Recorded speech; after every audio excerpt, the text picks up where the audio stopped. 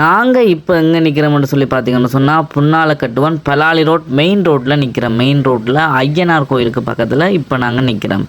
இந்த பலாலி ரோட்லேருந்து ஒரு 400 மீட்டர் தூரம் செல்ல 400 மீட்டர் தூரத்திலேயே ரோட்டு கரையாகவே 12.5 பரப்பு காணி விற்பனைக்கு வந்திருக்குது.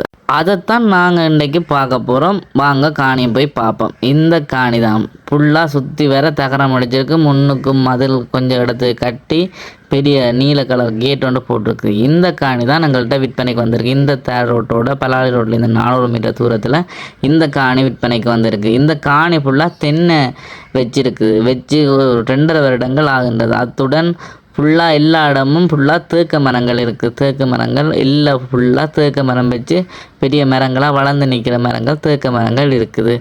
சுற்றி வர கிழுவந்தடி எல்லாம் வச்சு அழகாக தகரம் எல்லாம் அடித்து அரைக்கான வேலியோடு இந்த காணி விற்பனைக்கு வந்திருக்குது.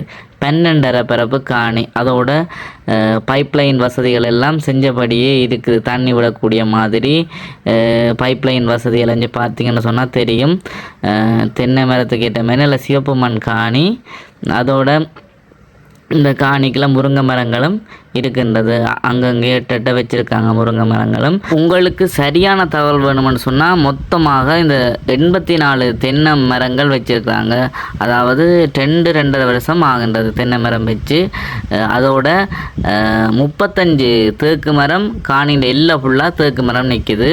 அதோட 5 மாமரம் நிற்கிது. அதோட 5 தேசி மரம், காய்க்கிற தேசி மரம் நிற்கிது. 5 காய்க்கிற மாதுளை மரமும் நிற்கிது.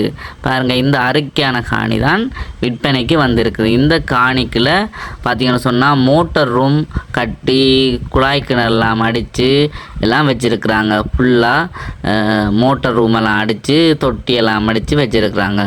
இந்த காணி பற்றிய சரியான தகவலை நீங்கள் தெரிஞ்சு கொள்ள வேண்டும்னு சொன்னால் இந்த திரையில் தெரிகிற நம்பருக்கு கால் பண்ணுங்கள். சரியான முறையில் ஆவணங்களும் சரியான முறையில் இருக்கின்றது.